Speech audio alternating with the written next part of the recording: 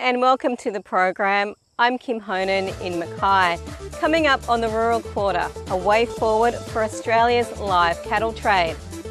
We intend to expand the yards here by another 600 head capacity, giving us around about 3,000 head capacity. So we've got to make it work, so we're going to bring the ship back as often as we can. But first, Western Australia's grain harvest this season was supposed to have been one of the best in years. Now it's all under a cloud. Unseasonal amounts of rain have fallen across the wheat belt from north to south, and nervous grain growers are waiting to see the extent of the crop damage. Jake Sturmer reports. It may not look like it now, but over the last few weeks, hundreds of millilitres of unseasonal rain drenched this paddock and many others across WA. It's made it too wet to harvest, and the big downpour could have also damaged the crop, potentially costing growers tens of thousands of dollars. Potentially might drop out of a milling grade into a feed grade, and that can be up to $80 to $100 a tonne drop. A pricey waiting game. Today on the header at the Michaels farm in the Mingenew district, Daniel Michael is getting a sample and taking it to the local grain handlers to test for damage. We've had an extremely wet season this year, especially towards the end, which has meant that some of the grain in the paddock has started to sprout, which can affect the gluten content and the future use of the millable product. To find out whether the wheat is good enough for bread and to measure it for sprouting damage, it undergoes a falling number test. Pop a lid on it and shake it for 10 seconds. Once that's done, we add the weight, and it goes into the falling numbers machine. Just because we find sprouted grain doesn't mean that they're going to be downgraded. What we're seeing here is that the falling numbers is fine. They're all above 300. What's coming in as a milling grade is going into our storage as a milling grade. The numbers that come up here translate directly to dollars and cents out here. The mathematics are simple. If the grain isn't up to scratch, the growers get a lower price. Some of the yields out here are the best they've been for a few years, and to have this on the end of it is heartbreaking for the farmers. It has a real effect on everyone in town. There's no question a good amount of grain is out here. In fact, it's one of the best crop yields in years. Late September, early October, we were looking for 12 to 13 million tonne crop, which would have been one of our bigger crops, and the quality was looking fairly good at that stage. We're still going to do 12 to 13 million tonnes, but the quality will not be as good as what it was a month ago. A good season now is, starting to look like an average season because of loss of quality for the growers. And while the sun may be shining at CBH's West Perth headquarters, the spell of bad weather has caught everyone by surprise everywhere. We've never seen rain like this in late October, November for some time, and the amount of damage this has caused is something that we haven't seen across the state before. You can't deliver wet grain and you can't harvest wet crops, which is the issue. And so, we just sit and wait for it to dry out. I'll just rub this out to have a look at the grain quality. For Chris King, it's fingers crossed there's no sprouting. What we're looking for is on the end of the grain, if there may be a sprout. The Weather Bureau says there remains a strong chance of above average rainfall for the November-December period, but the next few days look promising. There's no rain on the radar and no time to be standing still. Queensland's Ombudsman has delivered a scathing criticism of the government's handling of Hendra virus outbreaks during 2006 and 2009. A new report describes systematic failures that may have increased the risks of exposure to the deadly disease. Any Guest reports. The Ombudsman handed his report to the Speaker this morning after an investigation into 6 incidents of the deadly bat-borne virus between 2006 and 2009. Hope everybody concerned enjoys the report. But it's not pretty reading, with tales of unprotected horse workers holding sick animals for officials clad in safety clothing. Ombudsman Phil Clark identified other systemic failures, including inconsistent quarantine and compensation practices, and a failure to inform veterinarians and the public that people could be infected with Hendra virus from asymptomatic horses. The horse industry isn't surprised by the findings.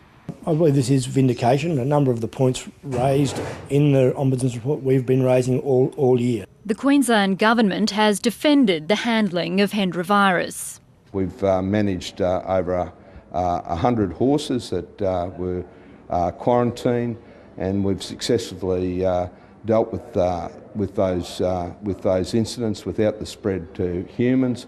The Queensland opposition says the state needs its Department of Agriculture restored. The government has failed to properly manage these issues.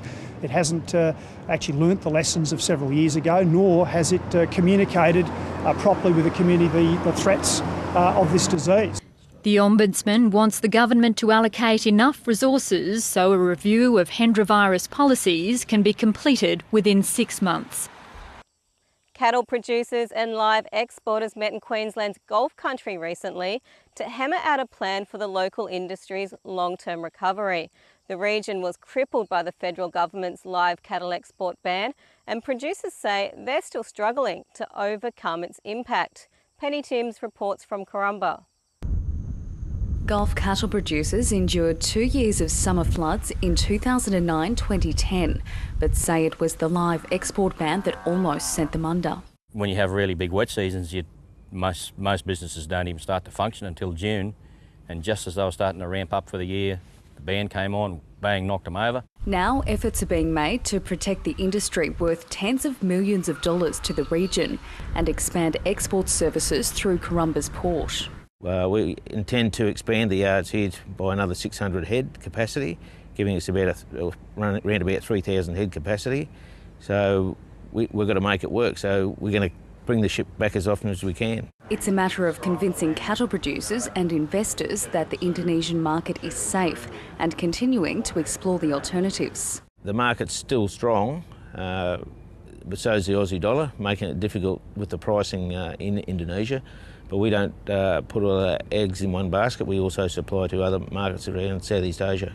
Mr Calls says the protocols now in place to track cattle from the farm gate to the killing floor should prevent another export crisis. Exporters hope to continue running cattle ships out of Corumba up until the wet season sets in December. They say they won't stop until they're forced to by the monsoon. Unfortunately, the Weather Bureau is predicting that monsoon will arrive earlier and be more intense than usual. As they say in the Gulf, it never rains but it pours. Tasmania has beaten the nation's traditional Shiraz winemaking regions to take out a prestigious award. The Jimmy Watson Memorial Trophy is awarded to the best red wine of the 2009-10 vintage. Nick Glatzer from the Coal River Valley in southern Tasmania won for his 2010 Montpere Shiraz. The winning drop is made from grapes from the Derwent and Coal River Valleys.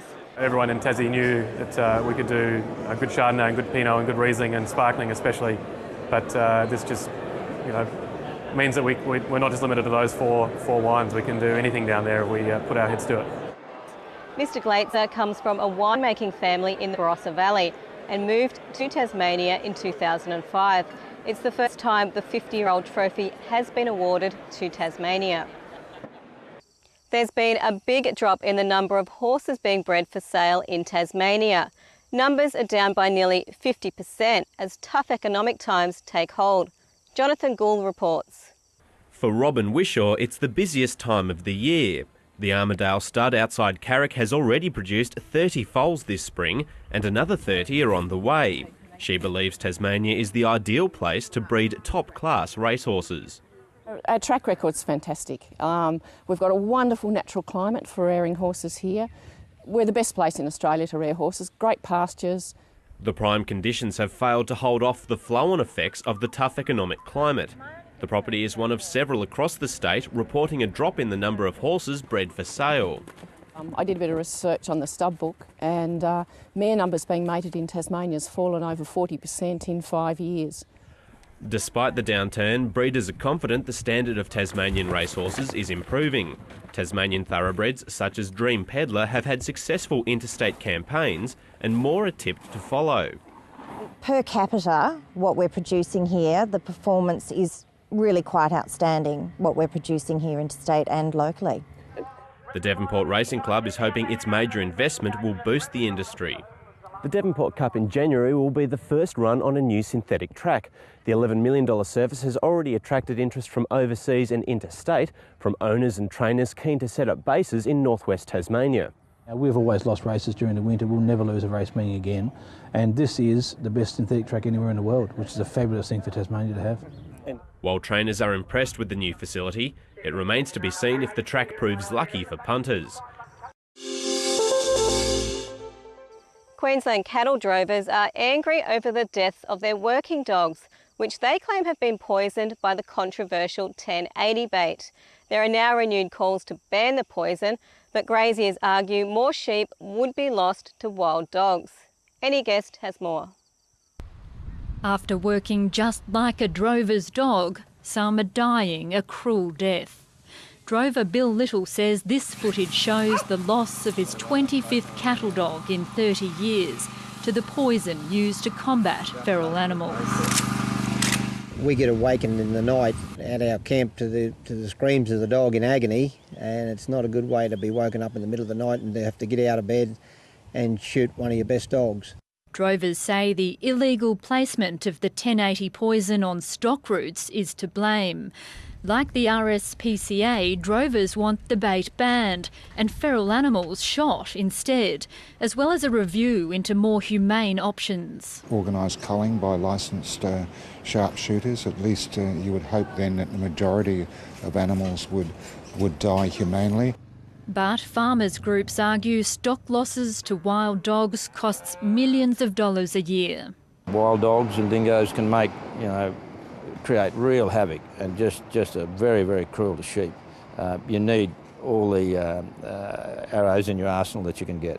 1080 is provided free by the government. There's no bounty for killing wild dogs. The state and Commonwealth governments have defended the use of 1080 poison for feral pests. The Federal Agriculture Minister Joe Ludwig says it's safe if used properly, and allegations of misuse should be reported to authorities. And that's all for this edition of The Rural Quarter. I'm Kim Honan in Mackay. See you next time.